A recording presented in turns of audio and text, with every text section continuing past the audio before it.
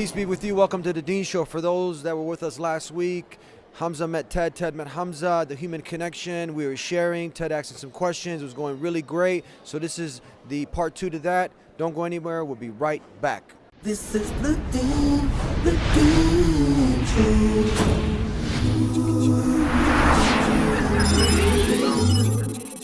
This is the Dean Show. This is the Dean Show. This is the Dean Show. This is the Dean Show. This is the Dean Show. This is the Dean Show. This is the Dean Show. This is the Dean Show. This is the Dean Show. Back here on the Dean Show, one of the unique things about the Dean Show is that along with sharing this message, clearing the misconceptions, we really define the words here. I want you to start off this session with Ted, defining what is, because we've thrown around Muslim, Islam. What are these words? What do they mean? What does Islam mean? Well, Islam essentially means the submission, the peaceful submission to God. And a Muslim is someone who peacefully submits to the will of God. He says, my will comes from my ego. God's will comes from something that transcends that. He is the source of peace, as-salam. He is the loving, He is the merciful. So I'm going to submit my will to His will peacefully, and I'm going to surrender to Him. It's like almost letting go of your ego. Sure. And saying, you know what, it's about me and Allah and having that connection. What if someone says, well, Christianity or Judaism or Buddhism mean the same thing? Can you actually say that? Well, Buddhism, for example, I used to be like a Buddhist. I used to love the Tibetan tradition. You should be a Buddhist. Well, I used to get involved in the Tibetan tradition. My brother was very involved in this kind of agnostic Buddhist philosophy. It's very interesting. And there's some parallels with Buddhism and Islam based on, thinking and tafakkur, reflection and tadabbur, pondering. It's in the Islamic tradition where one scholar, Dr. Malik Badri, he basically says that maybe Buddhism was one of the monotheistic traditions and it was somehow over, like whispers, when human beings whisper from one to another, it gets filled, it gets change. Things change. Islam not very different, I'm assuming. That I would assume, and this is a gross assumption, Yeah, of course, yeah. I didn't grow up and I haven't been around for 1600 years in this conversation, in that the Islam that was worked with even in the medieval times versus the conversation that is today, that just like everyone else, it has evolved to subsist. So if I'm asking the question, if it's a question, much like Buddhism, was this the monotheistic thing? Yes, of course. What is the conception of what you see to come based on that where we've been? Okay, it's a very good question. Answer this question just so real quick, just finishing so the people can understand, like you define what Islam is. Is Buddha named after Buddha? Yeah, Christianity exactly. after Christos?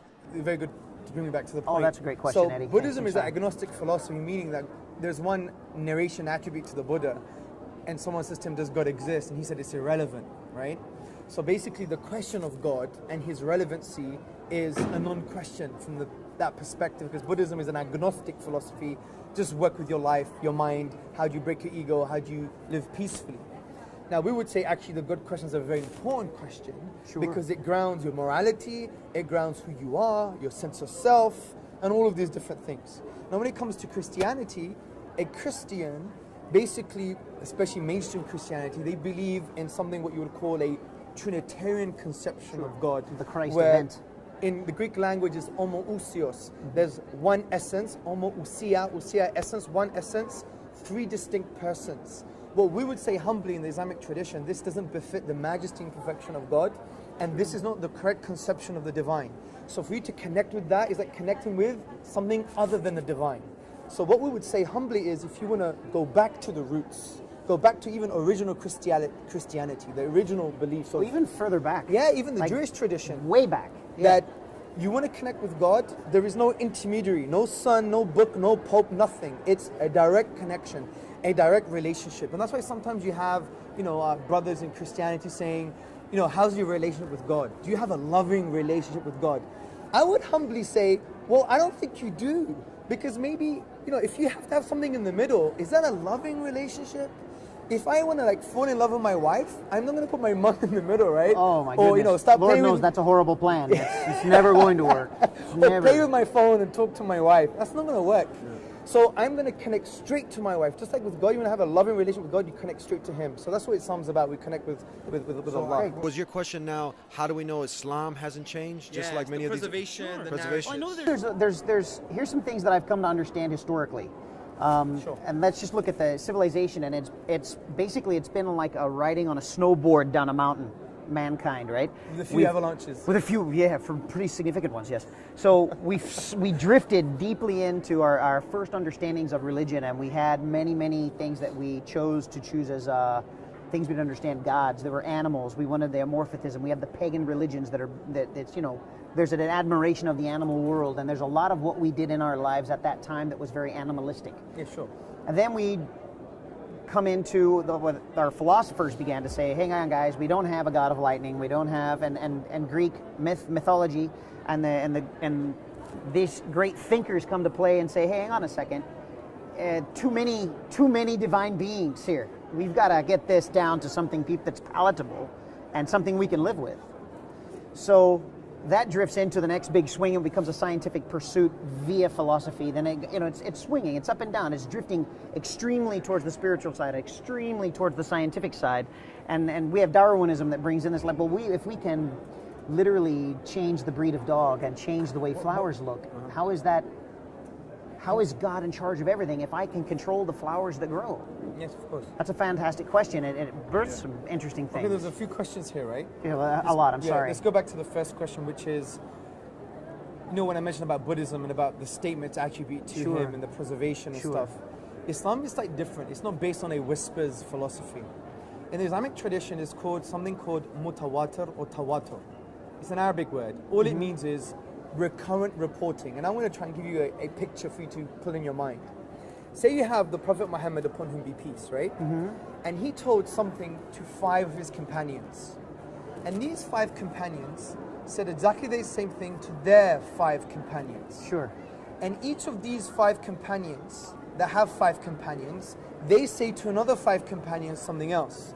So the chain grows. And you see that the chain of knowledge, not everybody has the same chain. So somebody has this chain, someone has this chain, some of these people never met before, they come from different times and places. But at the end of the chain, you have millions of people saying exactly the same thing. Sure. Now, philosophically speaking, to say that what they're saying now wasn't what the Prophet Muhammad, upon whom be peace, said, is tantamount to a mass conspiracy.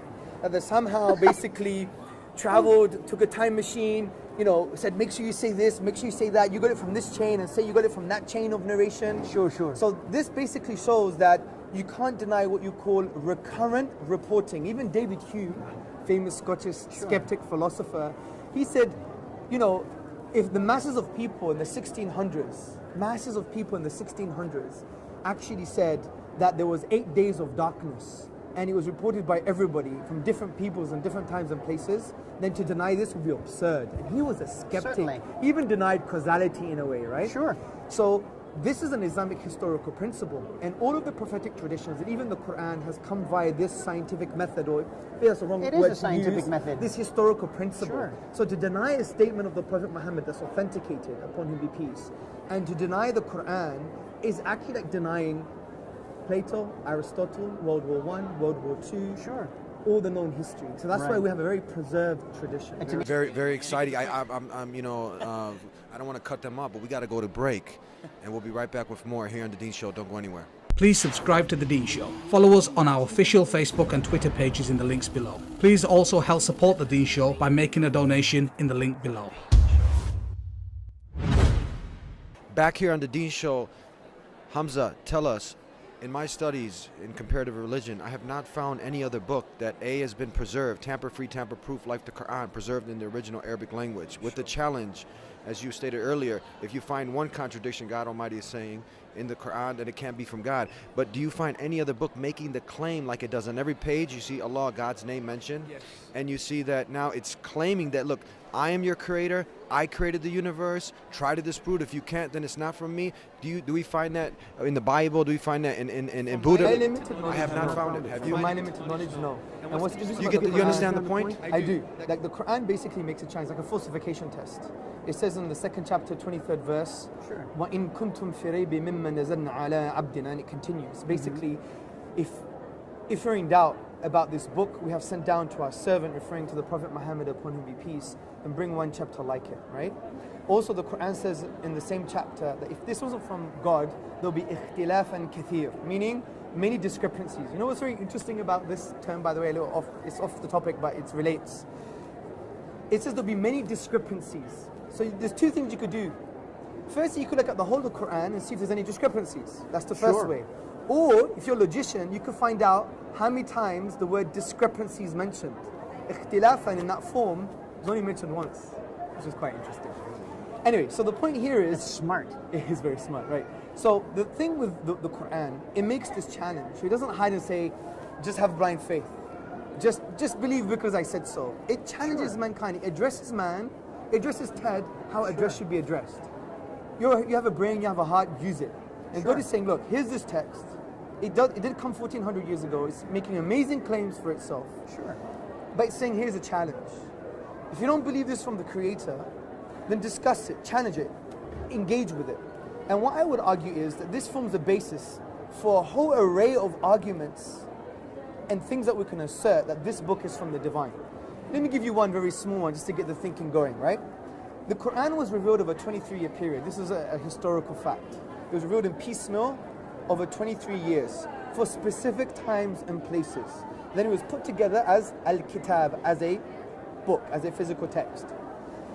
Now, if it was revealed over a 23-year period for specific times and places, then I want to ask a question. How on earth does it have its structural and mathematical coherence? Take, for example, the second chapter. It has 286 verses.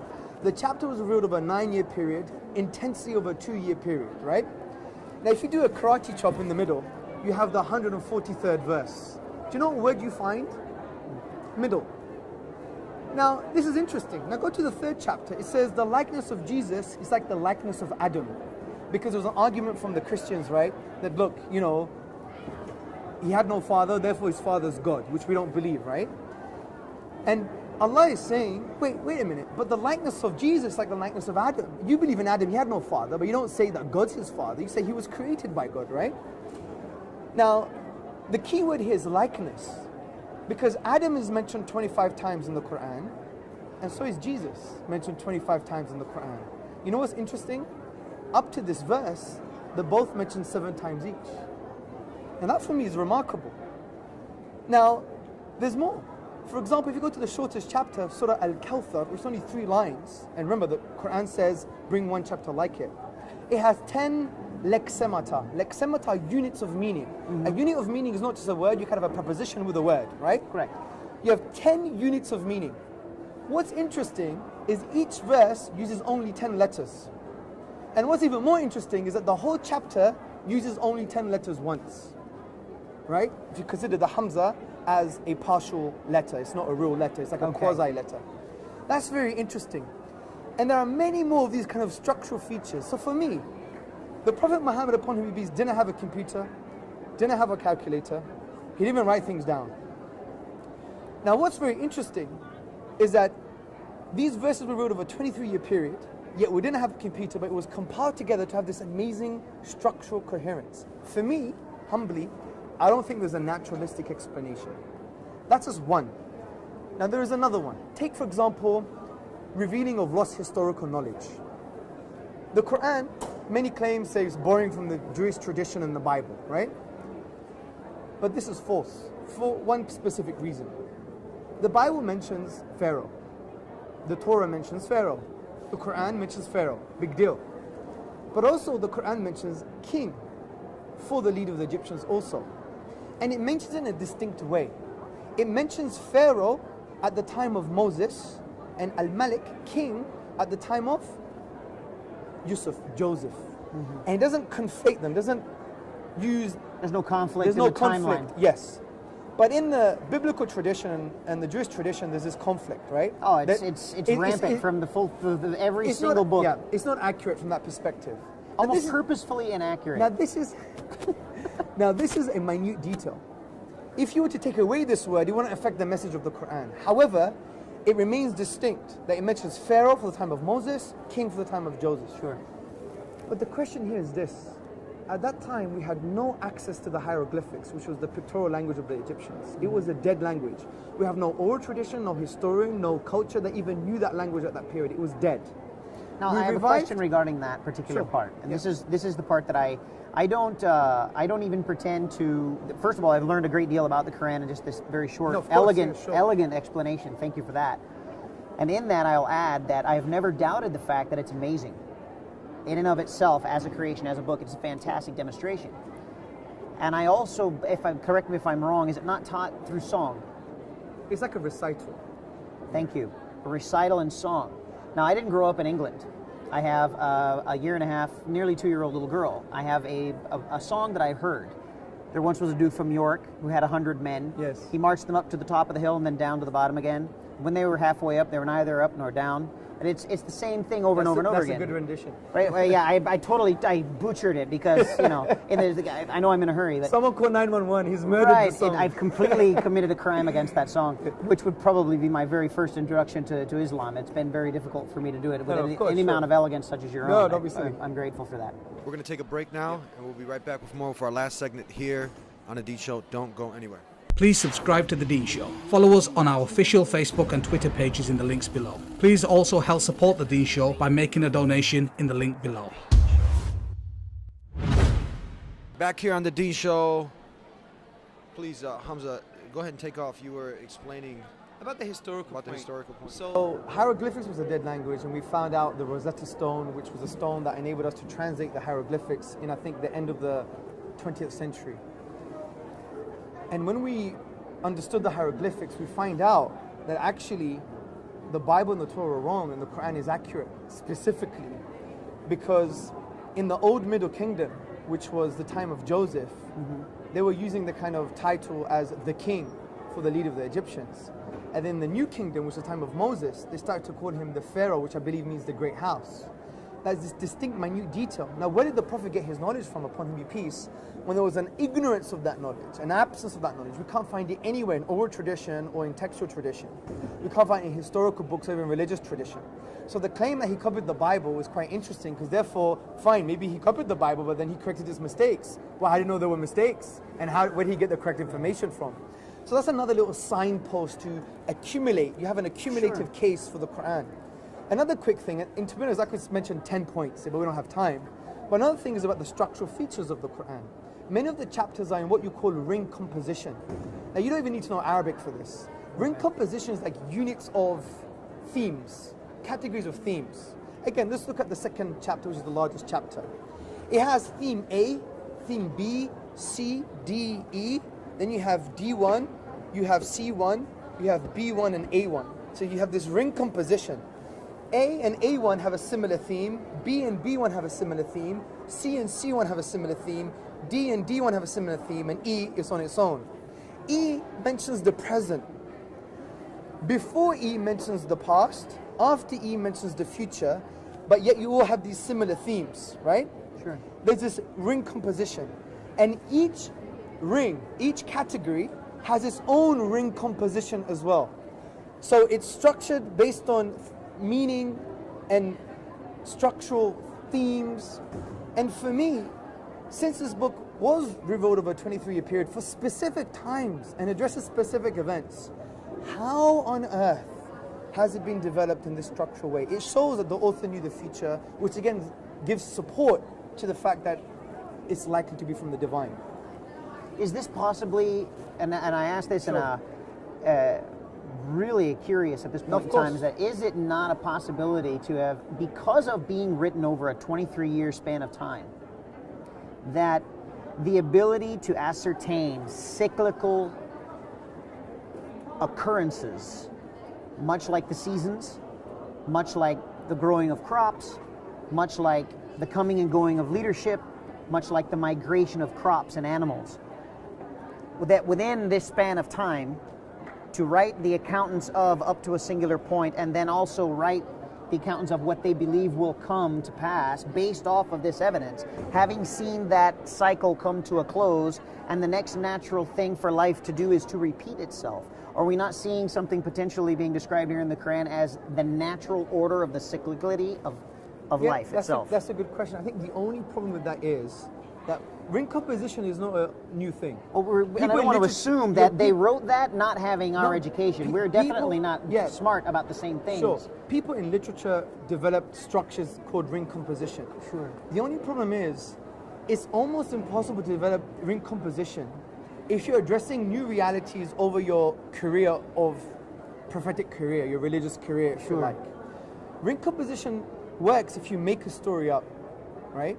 But this was events that happened, and there were verses that were addressing those specific events. Okay. Now, for it to have almost like a prearranged structure, it's as if you knew what events were going to happen, which was almost impossible. Well, and we look down upon that today with someone that could tell us that in the year 2022 we're going to have this happen, By the or way- in the year. Yet there is a prophetic notion to most of what's taught. But by the way, we're not talking about the future. It's not prophecies. It's talking about if this happens, then do this, right? Okay, I But yet, understand. all of these verses were specific to context and time. Many of them, Okay, right? now I get it. Yeah. Okay. So you have this ring composition. It was almost a manual to, in response to these conditions in life, this is the best path Yeah. to take. And yet, it has this amazing structure that was ruled over a 23 Okay. period. The other thing I want to mention is relevancy.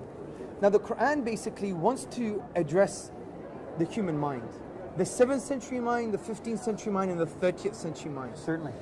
And let me give you some examples to show the multi-layered and multi-leveled meaning of this book, which is phenomenal. Because if it was 7th century, it must have a 7th century language. But the Quran is so dynamic, it has almost a timeless language. And for me, it shows it came from a being that knows all knowledge. Take, for example, the word alaqa. Alaqa means blood clot or an embryo or something, or Certainly. part of the human development. And you can find it in chapter 14, chapter 23, verse 14. Now, the word alaqa has 5 major meanings. Blood in a general sense, a blood clot, a leech or worm or clay that sticks to the hand or something that clings. Now, for the 7th century Arab, he knew that based on dissections and abortions, the embryo looked like a blood clot. Certainly. So the Quran is saying, look, you were this and now you're here. Look at the wisdom in the universe. There must be a creator who deserves to be worshipped. Certainly. But if you fast forward in the 15th century, we developed the microscope. And we look into the microscope, day 20 to 25, what do we see? We see the embryo, it looks like a worm. Dr. Dale Lehman, in his book Anatomy Demystified, says Sure. it looks like a worm. Which is another interpretation of the word. Exactly. So it relates to that multi-leveled meaning. But then after, if you might not have a scientific meaning because science changes. Sure. So science could be wrong, right? Well, that's the whole point of science, Exactly. is to test and prove and Exactly. continue Exactly. on. But this is the beautiful thing. Forget the empirical scientific understanding here. Take a spiritual understanding and say, well, maybe God is not talking about anything scientific. Maybe it's existential, referring to the self. Being was here before our He's- thought about yeah. being was here. He's saying that we were leech. He's saying that you're like a parasite.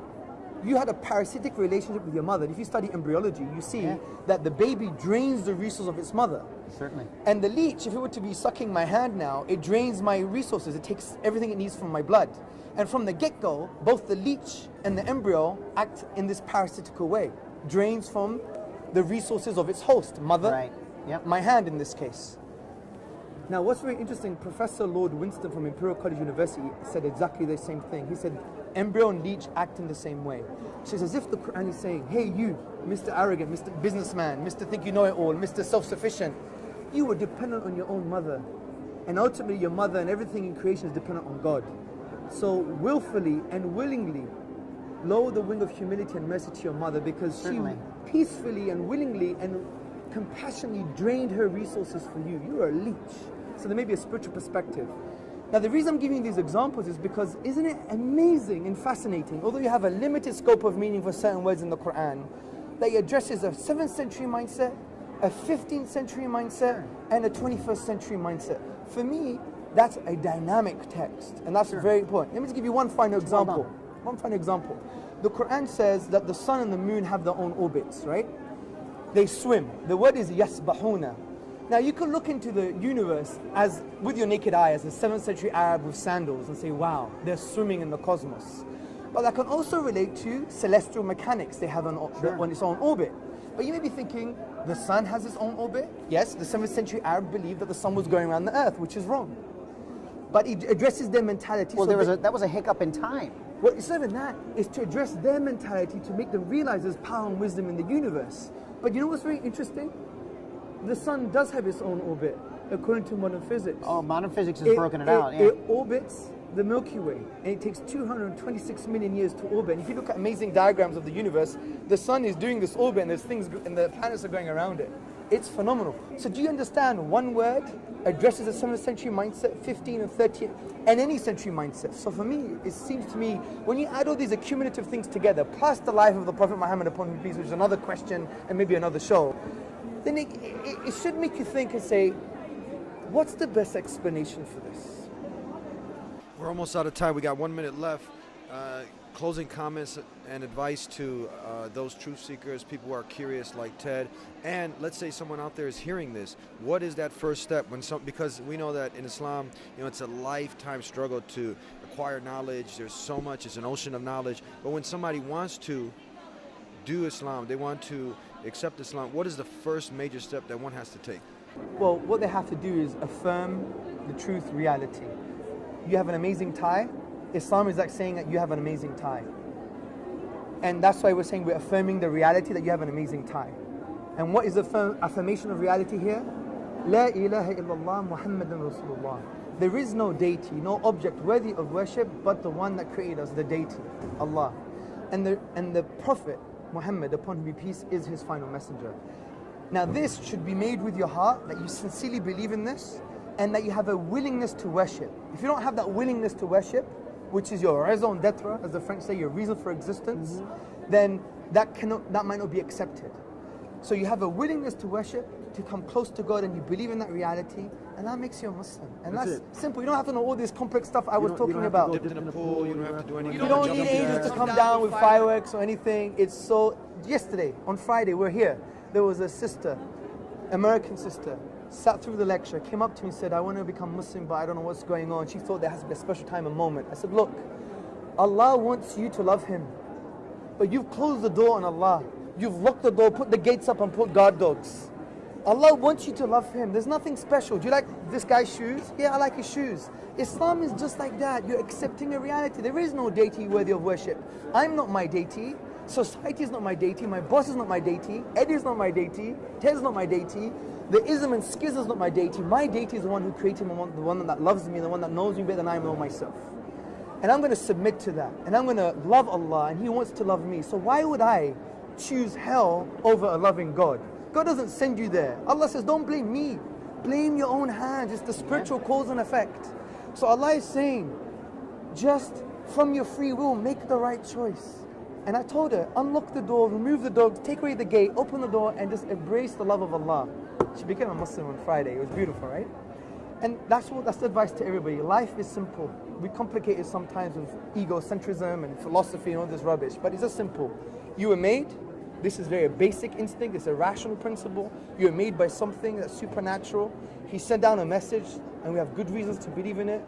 You submit to His will, and you're at peace. You're not a slave to anybody. You're not at service to anyone apart from God. And if you're in service to God, you're in service to mankind. You create justice and peace and harmony. And then you die, then you have eternal bliss in paradise. And that's what we want for everybody. And that's Islam. We're out of time. We're going over our time. Any closing comments? Ted, stay who you are. I think you've taught us a lot, because it shows to everybody, the Muslims, that we could come together and have these discussions, like we're in a coffee shop, chilling out, discussing about man life and the universe. And I'm going to connect with you after this anyway, because we had a long conversation before we had this show, and you're a great guy. Keep up the fitness and the nutrition and all the stuff that you do. Keep up the reading, and let's engage further. And that's what we have to do. We have to show people, we have to transcend the Fox News narrative. Now, they want to divide us. People want to divide us. We want to say we want a space where we could have the right emotions, the right intellectual discussions, the right human connection, so we could talk about these issues. And if we disagree with love. We don't disagree with hate. And that's what we want, Eddie, right? Yes, absolutely. Thank you. Thank you very much. Thank you everybody for tuning in, and we'll see you next time here on The Dean Show. Hope you enjoyed. Peace. Please subscribe to The Dean Show. Follow us on our official Facebook and Twitter pages in the links below. Please also help support The Dean Show by making a donation in the link below.